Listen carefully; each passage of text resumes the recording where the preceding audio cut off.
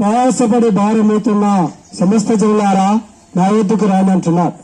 ప్రభువైన యేసు ప్రభు మన యొక్క పాపములు నిలుతున్నాయి, మన యొక్క శాపములు నిలుతున్నాయి. 2020 సంవత్సరాల క్రితమే ఈ లోకానికి వచ్చిన వారు ఉంటున్నారు. అయితే మన నిమిత్తమై ప్రభువైన యేసు ప్రభు లోకంలోని వచ్చి ఆయన శిల మీద మరణం పొందిన వారు ఉంటున్నారు. కనుక ప్రభువైన యేసు ప్రభు ఏ రీతిగా సెలవిస్తున్నారు, ఏ భయము లేదు, అందరూ పాపము చేసి దేవుడు అనుగ్రహించి మహిమను పొందలేకపోతున్నారు. అయితే ప్రియమైన వాళ్ళారా, ఇక్కడ ఏ భేదము కులం మతము ఏమి లేదు. అయితే ప్రభువైన యేసు ప్రభు అంటున్నారు, ఏ భయములు అందరినీ పాపం చేస్తున్నాం. మనము చూసినట్టయితే తల్లి గర్భం నుండి మన పాపములనే లోకానికి వచ్చిన వారు అంటున్నారు. ప్రభువైన యేసు ప్రభు అంటున్నారు, నా కుమారుడా ఎవరైనా నాకేమంటున్నారు. అయితే మన హృదయం ఎలాంటిదంటే మోసకరమైనది. మోసకరమైన హృదయాన్ని బాగు చేయే వ్యక్తి లోకంలో ఎవరు లేరు. ప్రభువైన యేసు క్రీస్తు తప్ప లోకంలో ఎవరు లేరు. అయితే ఈ లోకంలో చూస్తే అనేకమైన రోగములకు అనేకమైన డాక్టర్ ఉన్నారు, కానీ ఆ యొక్క పాపం అనే హృదయానికి డాక్టర్ లేరు. ఎవరున్నారంటే ప్రభువైన యేసు క్రీస్తు తప్ప లోకంలో ఎవరు లేరు. కనుక ప్రభువైన యేసు క్రీస్తుకి మన హృదయాన్ని ఇచ్చినట్టయితే ఆ హృదయాన్ని ప్రభువైన యేసు క్రీస్తు బాగు చేయవారుగా ఉంటున్నారు. ప్రభువంటున్నాడు, నేనే సత్యమును, నేనే జీవమును, నా ద్వారా తప్ప పరలోక రాజ్యం ఎవరు చేయడానికి ప్రభువంటున్నారు. ప్రభువైన యేసు ప్రభు శ్రమిస్తున్నాడు, నేనే జీవనం అంటున్నారు, నేనే మార్గం అంటున్నారు.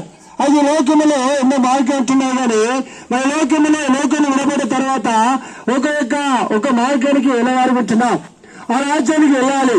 ఆ రాజ్యానికి వెళ్ళాలంటే మనం ఫస్ట్ ఏంటంటే మన లోకములోనే మన పాపములు క్షమించబడాలి. మన పాపములు లోకములు ఎక్కడ క్షమించబడుతున్నాయంటే ప్రభువైన యేసు వద్దనే పాపములు క్షమించబడుతున్నాయి. కనుక ఆ రాజ్యాన్ని చూడాలంటే రాజ్యం అనగా వైకుంఠం. ఆ వైకుంఠంలో ప్రవేశించాలంటే యేసు ప్రభు వద్ద మన పాపములు ఒప్పుకోవాలి. మన పాపములు ఒప్పుకొని విడబడిన తర్వాత ఆ రాజ్యంలో ప్రవేశిస్తాం. ప్రభువైన యేసు ప్రభు అంటున్నారు, ఏ భేదము లేని ప్రభు చెప్పే వారు అంటున్నారు, కాలము సంపూర్ణమైనది, దేవుని రాజ్యం సమీపించినది ప్రభు అంటున్నారు. కాలము సంపూర్ణమైనది. ప్రియమైన వారులారా, ప్రభు చెప్పిన లేఖను బట్టి, ప్రభు మాకు ఇచ్చిన సంతోషం బట్టి మీ వద్దకు వచ్చి ఒక వాక్యము చెప్పడానికి దేవుడు మాకు అనుమతి ఇచ్చిన వారు ఉంటున్నారు. మా యొక్క సొంత బలముతో గాని మా యొక్క సొంత శక్తితో రాలేదు, కానీ దేవుడిచ్చిన రక్షణ పట్టుకొని, దేవుడిచ్చిన సువార్తను పట్టుకొని మీ వద్దకు వచ్చి ఉన్నాం. మాకున్న సంతోషాన్ని లోకంలో విడబోట దేవునికి ఇష్టం లేదు. కనుక మా ద్వారా దేవుని యొక్క రక్షణ గురించి చెప్పినకే దేవుడు లోకానికి వచ్చినారు. మీ వద్దకు మమ్మల్ని కూడా పంపించిన వారు ఉంటున్నారు. లోకంలో చూస్తే కాలము సంపూర్ణమైనది, దేవుడు ఎప్పుడైతే కనుక దేవుడు ప్రభు అంటున్నారు. లోకములోని ఎన్నో మరణాలు ఇచ్చినాయి. ఏ రకమైన లోకములు ఏ రకంగా కానీ మనం లోకంలో విడబడతాం. కానీ చూసినట్టయితే మనము యాక్సిడెంట్ ద్వారా గాని మనము ఉరేసుకుని ఏ రకమైన మనము మరణం వస్తుంది, కానీ ఈ లోకంలో ఈ లోకానికి వచ్చిన శరీరము విడబడుతుంది. అయినప్పుడు కూడా దేవుడు అనుగ్రహించిన ఆత్మ దేవుడి దగ్గరికి పోతుంది. కనుక మనము అక్కడ సంతోషం ఉంటుంది. అది ఎప్పుడు సంతోషం ఉంటుందంటే ఇక్కడ లోకంలోని యేసు ప్రభు అని పాపిని ఒప్పుకున్నప్పుడు, నువ్వు విడబడ్డప్పుడు సంతోషం ఉంటుంది. యేసు ప్రభుని ఇక్కడ నువ్వు ఎరిగినప్పుడు, ఆ లోకానికి వెళ్ళినప్పుడు అక్కడ చూసినట్టయితే భయంకరమైన అగ్నిగుండంలో పడబడతావు.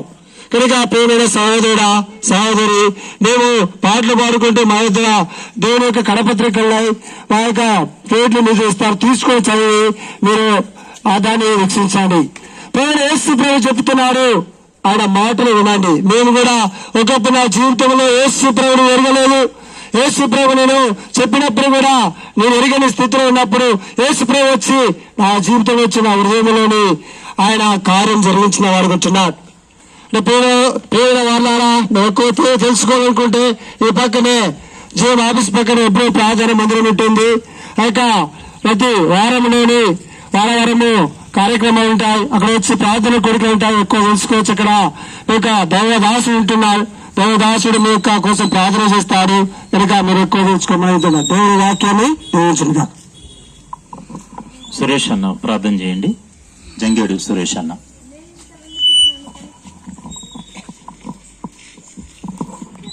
పరిశుద్ధుడైన గొప్ప దేవా, నీ పాదలకు వందనాలు, స్తోత్రాలు. మధ్యాహ్న సమయంలో మరి సంఘంగా అయినా నీ యొక్క జీవం గల మాటలు చెప్పుటకు నీ రక్షణ స్వార్థ ప్రకటించటకు ఇచ్చిన కృపను బట్టి వందనాలు. వచ్చిన బిడ్డలందరినీ కూడా కనికరంతో జ్ఞాపకం చేసుకో, దీవించు.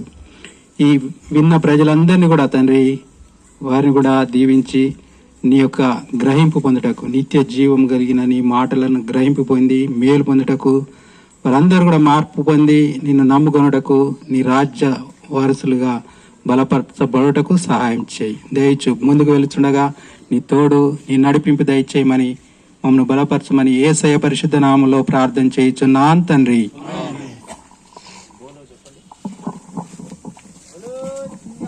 बोलिए जिंदा खुदावन यीशु मसीह की हालेलुया. నా హృదయ